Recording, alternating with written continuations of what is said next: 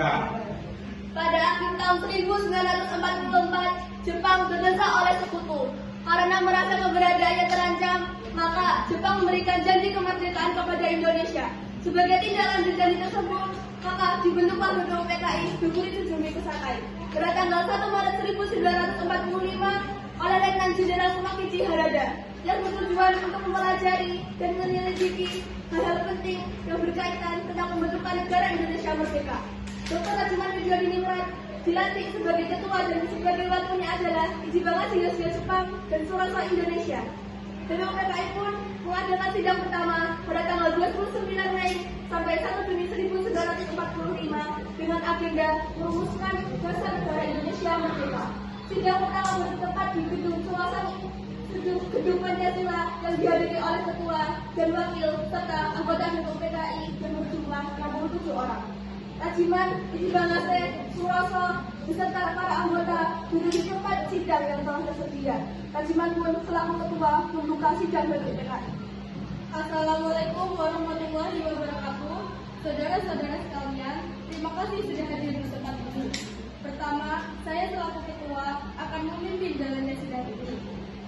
Di samping saya adalah seorang wakil dari Jepang, dan tentu saja seorang lagi adalah wakil dari Indonesia. Saudara-saudara sekalian, kita berkumpul di gedung ini dalam rangka merumuskan sebuah landasan untuk mengokohkan negara yang akan kita bangun bersama.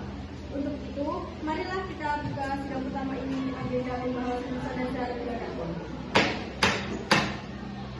Selanjutnya, silakan saudara sekalian yang ingin mengembangkan ide dan gagasannya dalam merumuskan dasar negara ini. Saya harap saudara-saudara sekalian berpartisipasi menyampaikan gagasan untuk membangun negara ini.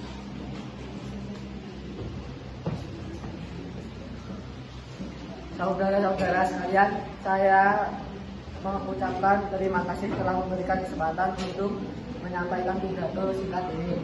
Saya ingin menyampaikan gagasan yang saya telah tentang dasar negara. Adapun rumusan dasar negara yang saya usulkan yaitu 1. Peri kebangsaan, 2. Peri kemanusiaan, 3. Peri ketuhanan, 4. Peri kerakyatan, 5. Kesejahteraan rakyat.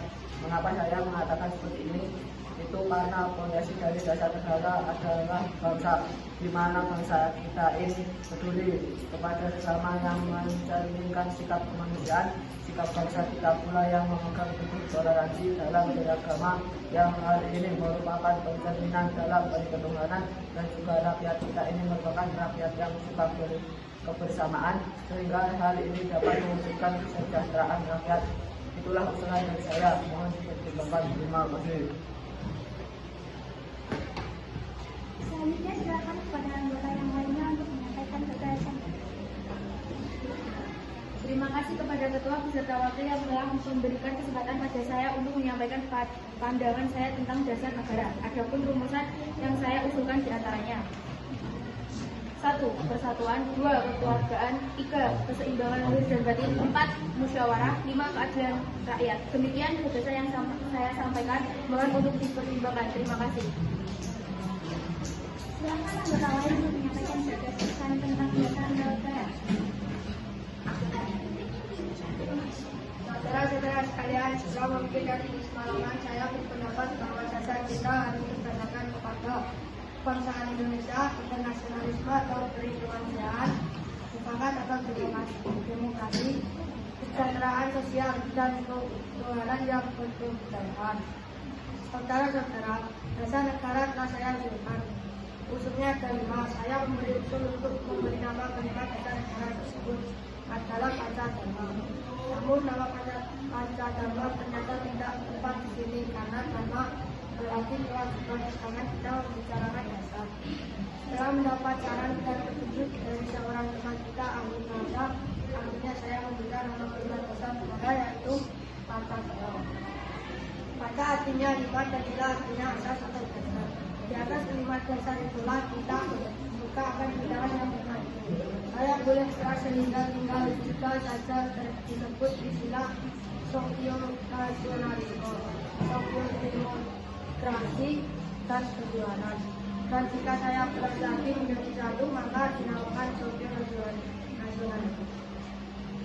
Apakah saudara sekalian setuju dengan usulan saya? Silakan menerangkan pendapat Anda. Terima kasih telah rumuskan menurut saya. Bagaimana Pak Ketua, apakah usulan nama Pancasila atau Pancasila bisa diterima? Baiklah, silahkan kepada para hadirin anggota sidang untuk menyampaikan pendapat tentang usulan nama Pancasila yang disampaikan oleh Pak Ibu.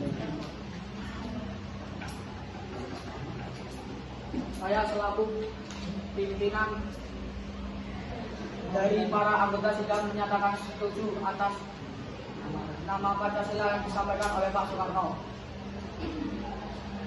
Baiklah, ternyata para anggota sepakat untuk menyetujui pemberian nama dasar negara yang disampaikan oleh Pak Soekarno, yaitu Pancasila. Saya rasa usulan nama yang diberikan Pak Soekarno sudah ada benarnya. Hadirin, ada beberapa hal yang akan disampaikan oleh wakil dari Jepang. Silahkan Mr. Bang Hasil. Ohayo gozaimasu.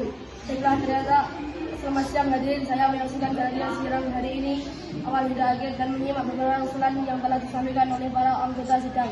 Saya hanya ingin menyampaikan setuju dengan hasil rumusan tersebut yang selanjutnya akan dipertegas oleh ketua sidang. Dan itu saja yang dapat saya katakan. Terima kasih. Arigatou gozaimasu.